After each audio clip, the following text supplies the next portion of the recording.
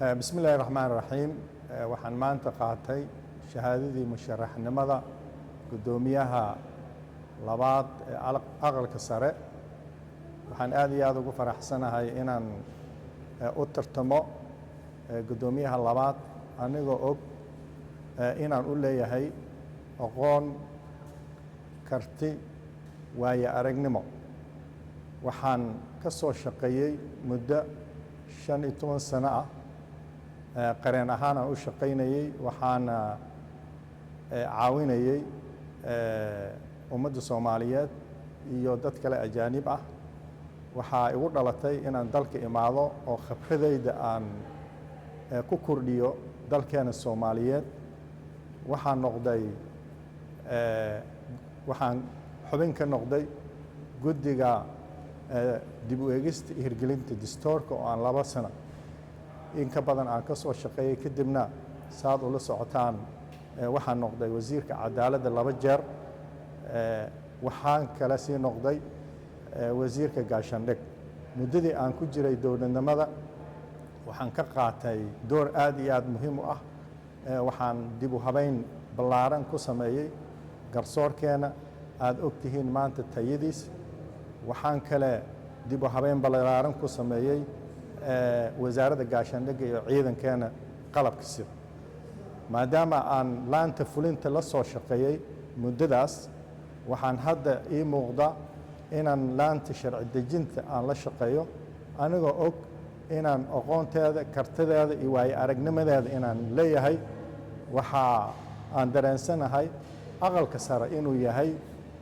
maqaam weyn uu kaga yaalo dalka maadaama dalka uu galay nidaam federaal ah nidaamkan federaalkan wuxuu u baahan yahay aqoon yuu u baahan yahay wuxuu u baahan yahay in awood qiibsiga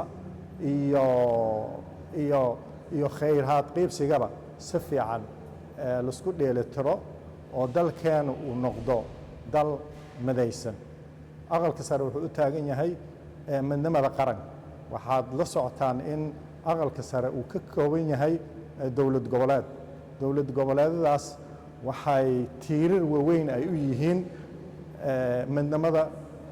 qaranka ay muhiim u yihiin marka waxaa loo baahan yahay marka in nidaamka isku haya dowladnimada oo federaalka ah iyo nidaamka guud oo dib u habeynta hay'adaha dowladda ay isla socdaan anigana waxaan aaminsanahay shakhsiga arrintaas si fiican u fahamsan maadaama aan sharci yaqaan ahay dastuurkiina aan ka soo shaqeeyay aan garanayo dastuurkii aan garanaya hay-ooyinka amniga iyo cadaaladda aana ka shaqeeyey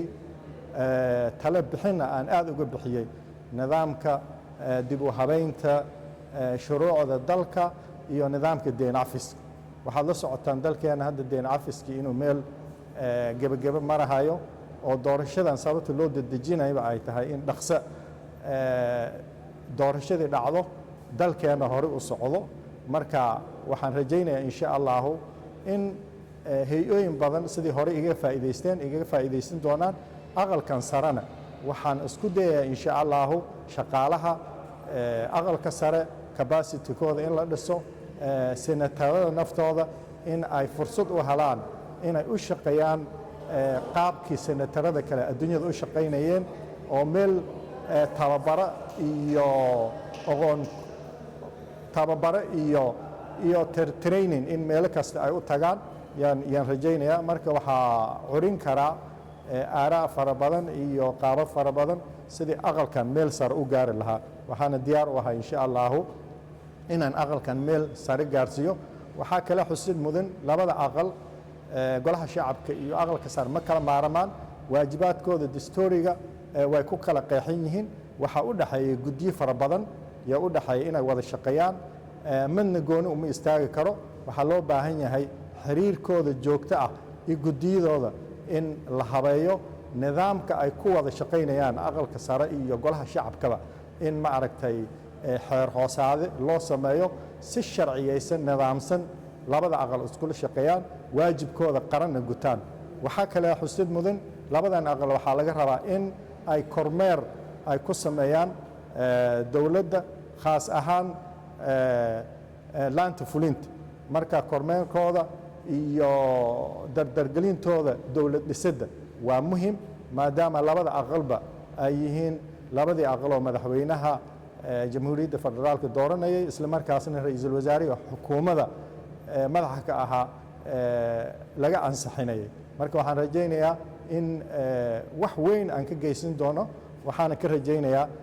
xildhibaanada aqalka sare ayagoo fiirinaya aqoontayda kartidayda sababta keliya aan aqalkan u soo galay ay tahay in aan dalkan hay-adii ugu sarraysay oo aqalka sare inaan waxa ka qabto toosiyo ay tahay in arrintaas ii tixgeliyaan codkoodana ay siiyaan waan mahadsantiin assalaamu calaykum waraxmatullahi wabarakatu